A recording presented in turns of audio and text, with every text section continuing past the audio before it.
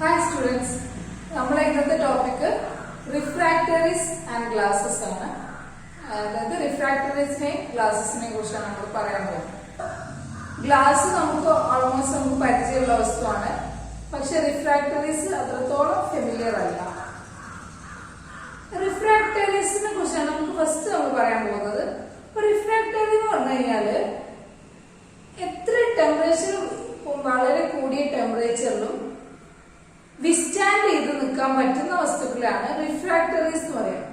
നമുക്കറിയാം, സാധാരണ വസ്തുക്കള് ടെമ്പറേച്ചറിന് കൂടിയാല്, അതായത് വളരെ ഉയർന്ന താപനിലയില് ഒന്നുകിൽ ഡിഫോർമേഷൻ നടക്കും, മെൽറ്റിംഗ് നടക്കും, അല്ലെങ്കിൽ അത് ബോയിൽ ചെയ്യും. ഇങ്ങനെ മെൽറ്റിങ്ങോ ഡിഫോർമേഷനോ സോഫ്റ്റനിങ്ങോ ഒന്നും നടക്കാതെ പിടിച്ചു നിൽക്കാൻ പറ്റുന്ന വസ്തുക്കളെയാണ് റിഫ്രാക്ടറീസ് എന്ന് പറയുന്നത്. Refractories are the materials that can withstand very high temperature without softening, melting or deformation.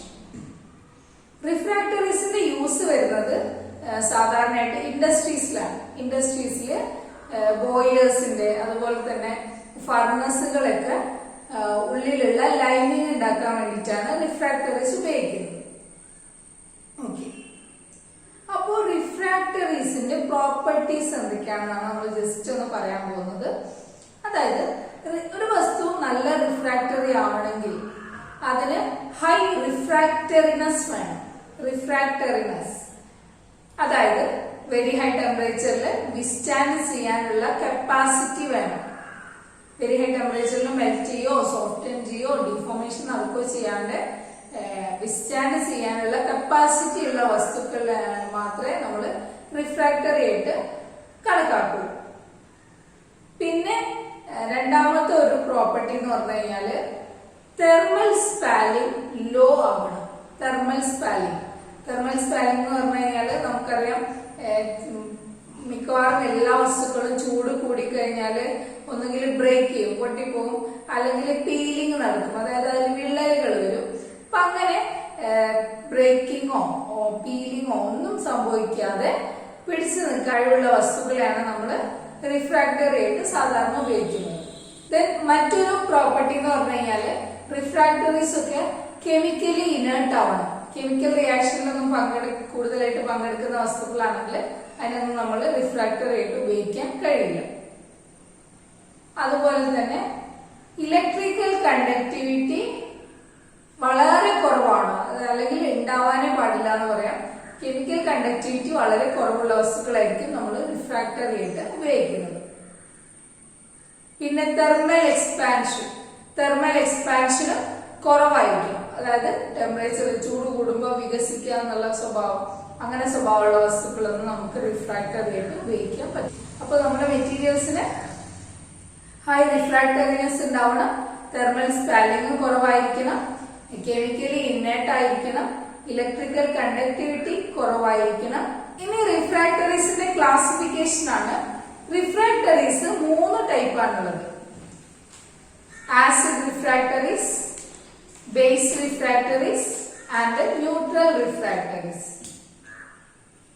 Acid refractories എന്ന് പറഞ്ഞു കഴിഞ്ഞാൽ ഇത് ആസിഡുമായിട്ട് റിയാക്ട് ചെയ്യില്ല, പക്ഷെ ബേസിക് സബ്സ്റ്റൻസുമായിട്ട് റിയാക്ട് ചെയ്യും. ആസിഡുമായിട്ട് റിയാക്ട് ചെയ്യാത്ത ബേസിക് സബ്സ്റ്റൻസുമായിട്ട് റിയാക്ട് ചെയ്യുന്ന റിഫ്രാക്ടറീസ് ആണ് ആസിഡ് റിഫ്രാക്ടറീസ്. അതിന് എക്സാമ്പിൾ ആണ് അലൂമിന, സിലിക്ക പോലെയുള്ള വസ്തുക്കൾ. ദെൻ സെക്കൻഡ് ടൈപ്പ് റിഫ്രാക്ടറീസ് ആണ് ബേസ് റിഫ്രാക്ടറീസ്. ബേസുമായിട്ട് റിയാക്ട് ചെയ്യില്ല, പക്ഷെ ആസിഡുമായിട്ട് റിയാക്ട് ചെയ്യും. Example magnesite, dolomite. മൂന്നാമത്തെ ടൈപ്പ് ന്യൂട്രൽ റിഫ്രാക്ടറീസ് സ്ലൈറ്റ്ലി ആസിഡിക് അല്ലെങ്കിൽ സ്ലൈറ്റ്ലി ബേസിക് ആയിട്ടുള്ള സബ്സ്റ്റൻസുമായിട്ടൊന്നും റിയാക്ട് ചെയ്യില്ല. അപ്പൊ അതിന് എക്സാമ്പിൾ ആണ് സിലിക്കൺ കാർബൈഡ്, അതുപോലെ തന്നെ ഗ്രാഫൈറ്റ് ഒക്കെ ന്യൂട്രൽ റിഫ്രാക്ടറീസ് ആണ്. അപ്പൊ റിഫ്രാക്ടറീസ് 3 ടൈപ്പാണ്. Acid refractories which do not react with acids but react with bases. Example, alumina and silica. Second type, base refractories which do not react with the bases but react with acids. Example, magnesite, dolomite. And third type, neutral refractories, which do not react with slightly acidic or basic substances. Example, graphite and silicon carbide. അപ്പൊ അത്രയും കാര്യങ്ങളാണ് റിഫ്രാക്ടറീസിനെ കുറിച്ച് പറയാനുള്ളത്. ഇനി നമ്മൾ നോക്കാൻ പോകുന്നത് glasses എന്നുള്ള ടോപ്പിക്കാണ്. ഗ്ലാസ് നമുക്ക് വളരെ പരിചയമുള്ള ഒരു വസ്തുവാണ്. നമുക്കറിയാം അല്ലെ, അമോർഫസ് സോളിഡ് ആണ്, അതുപോലെ തന്നെ ട്രാൻസ്പെറന്റ് ആണ്, ലൈറ്റിനൊക്കെ കടത്തി വിടുന്ന വസ്തുവാണ്, ബ്രിട്ടിലാണ്, അങ്ങനത്തെ കാര്യങ്ങളൊക്കെ നമുക്കറിയാം. അപ്പൊ ഇതിന്റെ കെമിക്കൽ എന്ന് പറയുന്നത്, കെമിക്കലി ഗ്ലാസ് എന്ന് പറഞ്ഞാൽ സിലിക്കേറ്റ്സിന്റെ ഒരു മിക്സ്ചറാണ്. അതായത് ഡിഫറെന്റ് സിലിക്കേറ്റ്സിന്റെ മിക്സ്ചറിനാണ് നമ്മൾ ഗ്ലാസ് എന്ന് പറയുന്നത്. Glass is mixture of number of silicates. ഇപ്പൊ ഗ്ലാസിന്റെ പ്രോപ്പർട്ടീസ് നമ്മൾ നേരത്തെ പറഞ്ഞു, നമുക്കൊന്നും കൂടെ പറയാം. പ്രോപ്പർട്ടീസ് എന്തൊക്കെയാണ്? ഗ്ലാസ് അമോർഫസ് സോളിഡ് ആണ്, ട്രാൻസ്പെറന്റ് ആണ്, നോൺ കണ്ടക്ടർ ആണ്, ഹാർഡ് ആണ്, ബ്രിട്ടിൽ ആണ് അല്ലെ. പിന്നെ ഗ്ലാസ് അറിയപ്പെടുന്നത് സൂപ്പർ കൂൾഡ് ലിക്വിഡ് എന്നാണ്. അതായത് ഇത് വളരെ നേരിയ തോതിൽ ലിക്വിഡിന്റെ ഒരു പ്രോപ്പർട്ടി കാണിക്കുന്നുണ്ടെന്നാണ് പറയുന്നത്. So it is called super cooled liquid. ഇനി നമ്മൾ സാധാരണ ഉപയോഗിക്കുന്ന ചില ഗ്ലാസസിനൊന്നും നമുക്ക് പരിചയപ്പെടാം. അതായത് ഫസ്റ്റത്തെ ഒന്നാമത്തെ type soda glass. Soda glass എന്ന് പറഞ്ഞു കഴിഞ്ഞാൽ വളരെ ചീപ്പ് റേറ്റിൽ കിട്ടുന്ന ഗ്ലാസസ്, നമ്മൾ വിൻഡോ ഷീറ്റ് ആയിട്ടൊക്കെ ഉപയോഗിക്കുന്ന ഗ്ലാസസ്. ഈ വിൻഡോ ഷീറ്റ് ഒക്കെ ഉണ്ടാക്കാൻ ഉപയോഗിക്കുന്ന ചീപ്പ് റേറ്റിലുള്ള ഗ്ലാസ് ഉണ്ടാക്കാൻ വേണ്ടിട്ട് ഉപയോഗിക്കുന്നത് മണലും അതുപോലെ തന്നെ ലൈം സ്റ്റോണും സോഡിയം കാർബണേറ്റും ആണ്. Sand, lime stone, sodium carbonate, ഇത് മൂന്നുമാണ് മെയിൻ ആയിട്ടുള്ള റോ മെറ്റീരിയൽസ്. ഇത് എന്റെ പ്രത്യേകത എന്താണെന്ന് വെച്ചാൽ വളരെ ചീപ്പാണ്, ചീപ്പ് റേറ്റ് ആണ്. അതുപോലെ തന്നെ ഇത് പെട്ടെന്ന് റിയാക്ട് ചെയ്യുന്ന, ആസിഡൊക്കെ ആയിട്ട് റിയാക്ട് ചെയ്യപ്പെടുന്ന ഒരു വസ്തുവാണ്. അതുപോലെ ബ്രിട്ടിൽനെസ് കൂടുതലാണ്. ഇതിന്റെ ഉപയോഗം സാധാരണ വിൻഡോ ഗ്ലാസ് ഉണ്ടാക്കാൻ വേണ്ടിട്ട് ഉപയോഗിക്കുന്നത്, അതായത് കിച്ചൺ വേസില് ഗ്ലാസസും അതുപോലെ തന്നെ ജാറ്, ജഗ് പോലുള്ള വസ്തുക്കളൊക്കെ, ചീപ്പായിട്ടുള്ള വസ്തുക്കളൊക്കെ ഉണ്ടാക്കാൻ വേണ്ടി ഉപയോഗിക്കുന്നുണ്ട്. ബൾബ് ഉണ്ടാക്കാൻ വേണ്ടി ഉപയോഗിക്കുന്നുണ്ട്. ബോട്ടിൽസ് ഉണ്ടാക്കാനൊക്കെ വേണ്ടിട്ട് സോഡ ഗ്ലാസ് ഉപയോഗിക്കുന്നുണ്ട്. ഓക്കെ, മറ്റൊരു ടൈപ്പാണ് ബോറോസിലിക്കേറ്റ് ഗ്ലാസ്. ബോറോസിലിക്കേറ്റ് ഗ്ലാസിന്റെ പ്രത്യേകത, ഇത് ഹീറ്റ് റെസിസ്റ്റന്റ് ആണ്. കൂടാതെ കെമിക്കൽസ് ഈ ഇനേർട്ട് ആണ്, കെമിക്കലായിട്ട് റിയാക്ട് ചെയ്യില്ല ഈ ഗ്ലാസ്. അതുകൊണ്ട് തന്നെ ഇത് ലബോറട്ടറി വേസ് ഒക്കെ ഉണ്ടാക്കാൻ, ലബോറട്ടറിയിലുള്ള അപ്പാരറ്റസ് ഒക്കെ ഉണ്ടാക്കാൻ വേണ്ടിയിട്ട് ബോറോസിലിക്കേറ്റ് ഗ്ലാസ് ആണ് കൂടുതലായിട്ടും ഉപയോഗിക്കുന്നത്. ബോറോസിലിക്കേറ്റ് ഗ്ലാസ് എന്ന് പറഞ്ഞു കഴിഞ്ഞാല് സോഡിയം അലൂമിനിയം സിലിക്കേറ്റ്സിന്റെ ഒരു മിക്സ്ചറാണ്. സോഡിയം അലൂമിനിയം സിലിക്കേറ്റ്സിന്റെ ഒരു മിക്സ്ചറാണ് ബോറോസിലിക്കേറ്റ് ഗ്ലാസ്. ഇതിന്റെ യൂസ് നമ്മൾ പറഞ്ഞു, ലബോറട്ടറി വേസ് ഉണ്ടാക്കാൻ വേണ്ടിട്ട് ഉപയോഗിക്കുന്നുണ്ട്. അതുപോലെ തന്നെ കിച്ചൺ വേസ്, അത് നല്ല അത്യാവശ്യം നല്ല ക്വാളിറ്റി ഉള്ള ബോട്ടിൽസും ജഗ്, ജാറ് പോലുള്ള വസ്തുക്കളൊക്കെ, ഹൗസ്ഹോൾഡ് മെറ്റീരിയൽസ് ഒക്കെ ഉണ്ടാക്കാൻ വേണ്ടിട്ട് ബോറോസിലിക്കേറ്റ് ഗ്ലാസ് ആണ് ഉപയോഗിക്കുന്നത്. മറ്റൊരു ടൈപ്പ് ഗ്ലാസ് ആണ് സേഫ്റ്റി ഗ്ലാസ്. സേഫ്റ്റി ഗ്ലാസിന്റെ പ്രത്യേകത എന്താണെന്ന് വെച്ച് കഴിഞ്ഞാല്, ഇത് പൊട്ടിക്കഴിഞ്ഞാൽ, ഗ്ലാസ് പൊട്ടിയാലും അതിന്റെ ബ്രോക്കൺ പീസസ് ദൂരേക്കൊന്നും തെറിച്ചു പോകില്ല. അത്തരം ഗ്ലാസസ് ആണ് സേഫ്റ്റി ഗ്ലാസ്. ഇത് സാധാരണ നിർമ്മിക്കുന്നത് രണ്ട് ഗ്ലാസ് ഷീറ്റുകൾക്കിടയിൽ ഒരു തിന്നായിട്ടുള്ള വളരെ നേരിയ ഒരു വിനൈൽ പ്ലാസ്റ്റിക് വെച്ച് ഒട്ടിച്ചിട്ടാണ് ഈ സേഫ്റ്റി ഗ്ലാസ് ഉണ്ടാക്കുന്നത്. അതായത് രണ്ട് ഗ്ലാസ് ഷീറ്റിന് നടുക്കായിട്ട് ഒരു വിനൈൽ പ്ലാസ്റ്റിക്, നേരിയ കട്ടി കുറഞ്ഞ ഒരു വിനൈൽ പ്ലാസ്റ്റിക് വെച്ചിട്ട് ഒട്ടിച്ചിട്ടാണ് സേഫ്റ്റി ഗ്ലാസ് ഉണ്ടാക്കുന്നത്. അപ്പൊ ഇത് പൊട്ടിക്കഴിഞ്ഞാൽ ഇതിന്റെ കൂർത്ത ആഗ്രഹങ്ങളൊന്നും ഉണ്ടാവില്ല, അതുപോലെ തന്നെ ഇത് ദൂരേക്ക് തെറിക്കില്ല എന്നൊക്കെയാണ് ഇതിന്റെ പ്രധാനപ്പെട്ട പ്രത്യേകതകള്.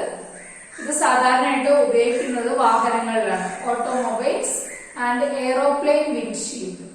അപ്പൊ ഇങ്ങനെ എയറോപ്ലെയിനിലും അതുപോലെ തന്നെ ഓട്ടോമൊബൈൽസിലുമാണ് ഈ സേഫ്റ്റി ഗ്ലാസ് ഉപയോഗിക്കുന്നത്. അടുത്ത ടൈപ്പാണ് ഇൻസുലേറ്റിംഗ് ഗ്ലാസ്. ഇൻസുലേറ്റിംഗ് ഗ്ലാസ് സാധാരണ ഉപയോഗിക്കുന്നത് റൂം സെപ്പറേറ്റ് ചെയ്യാൻ, അതുപോലെ തന്നെ ഓഫീസസ് സെറ്റ് ചെയ്യാനൊക്കെ വേണ്ടിയിട്ട് ഉപയോഗിക്കുന്നതാണ് ഇൻസുലേറ്റിംഗ് ഗ്ലാസ്. ഇൻസുലേറ്റിംഗ് ഗ്ലാസിന്റെ പ്രത്യേകത എന്താന്ന് വെച്ചാല് ഇത് ടെമ്പറേച്ചർ കണ്ടീഷൻ മെയിൻറ്റെയിൻ ചെയ്യാൻ പറ്റുന്നതാണ്. ഏത് ടെമ്പറേച്ചർ കണ്ടീഷൻ ആണോ ആ കണ്ടീഷൻ മെയിൻറ്റെയിൻ ചെയ്യാൻ പറ്റുന്നതാണ് ഇൻസുലേറ്റിംഗ് ഗ്ലാസിന്റെ പ്രധാനപ്പെട്ട പ്രത്യേകത. ഇത് നിർമ്മിക്കുന്നത് രണ്ടോ അതിൽ കൂടുതലോ ഗ്ലാസസ് പരസ്പരം ചേർത്ത് ഒട്ടിച്ചിട്ടാണ്. ഇത് പരസ്പരം ചേർത്ത് ഒട്ടിക്കുന്നത് ഓരോ ഗ്ലാസ് ഷീറ്റിനടയ്ക്കും ഒരു 3 മുതൽ 12 മില്ലിമീറ്റർ ഗ്യാപ്പ് വരും. ആ ഗ്യാപ്പില് എയർ ഫില്ല് ചെയ്തിട്ടാണ് ഇത് ഒട്ടിക്കുന്നത്. അങ്ങനെ 2ൽ കൂടുതൽ ഗ്ലാസുകൾക്കിടയിൽ വളരെ നേരിയ അളവിൽ ഗ്യാസ് ഫില്ല് ചെയ്തിട്ട് ഒട്ടിച്ചിട്ടാണ് ഇൻസുലേറ്റിംഗ് ഗ്ലാസസ് ഉണ്ടാക്കുന്നത്. അപ്പൊ ടെമ്പറേച്ചർ റെസിസ്റ്റൻസ് എന്നാണ് ഇതിന്റെ പ്രധാനപ്പെട്ട ഉപയോഗം. അതുപോലെ തന്നെ ഓഫീസസ് ഒക്കെ സെറ്റ് ചെയ്യാനൊക്കെ നമ്മൾ ഇൻസുലേറ്റിംഗ് ഗ്ലാസസ് ആണ് ഉപയോഗിക്കുന്നത്. ഇനി നമുക്ക് പഠിക്കാനുള്ളതാണ് ഗ്ലാസിന് തന്നെ ഒരു രൂപമാണ് ഒപ്റ്റിക്കൽ ഫൈബേഴ്സ്. ഒപ്റ്റിക്കൽ ഫൈബേഴ്സ് ഇപ്പം വളരെ ഫേമസ് ആണ്, നമുക്ക് എല്ലാവർക്കും പരിചയമുണ്ട്. കമ്മ്യൂണിക്കേഷനൊക്കെ വേണ്ടി വളരെ കൂടുതലായിട്ട് ഉപയോഗിക്കുന്നത് ഒപ്റ്റിക്കൽ ഫൈബർ കേബിൾസ് ഒക്കെയാണ്. ഒപ്റ്റിക്കൽ ഫൈബർ എന്ന് പറഞ്ഞു കഴിഞ്ഞാല് ഗ്ലാസ് അല്ലെങ്കിൽ പ്ലാസ്റ്റിക് നമ്മളെ തലമുടിയേക്കാളും രൂപത്തിലാക്കി എടുക്കുന്നതാണ് ഒപ്റ്റിക്കൽ ഫൈബർ. ഒപ്റ്റിക്കൽ ഫൈബർ കൂടുതലായിട്ട് ഉപയോഗിക്കുന്നത് കമ്മ്യൂണിക്കേഷന് വേണ്ടിയാണ്.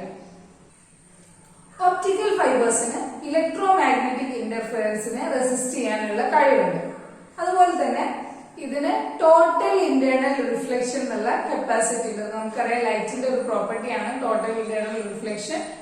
അപ്പൊ ആ ഒരു പ്രോപ്പർട്ടി ഉള്ളത് കൊണ്ട് തന്നെ ഡെക്കറേറ്റീവ് പർപ്പസിന് നമുക്ക് ഒപ്റ്റിക്കൽ ഫൈബേഴ്സ് ഉപയോഗിക്കാൻ വേണ്ടി സാധിക്കും.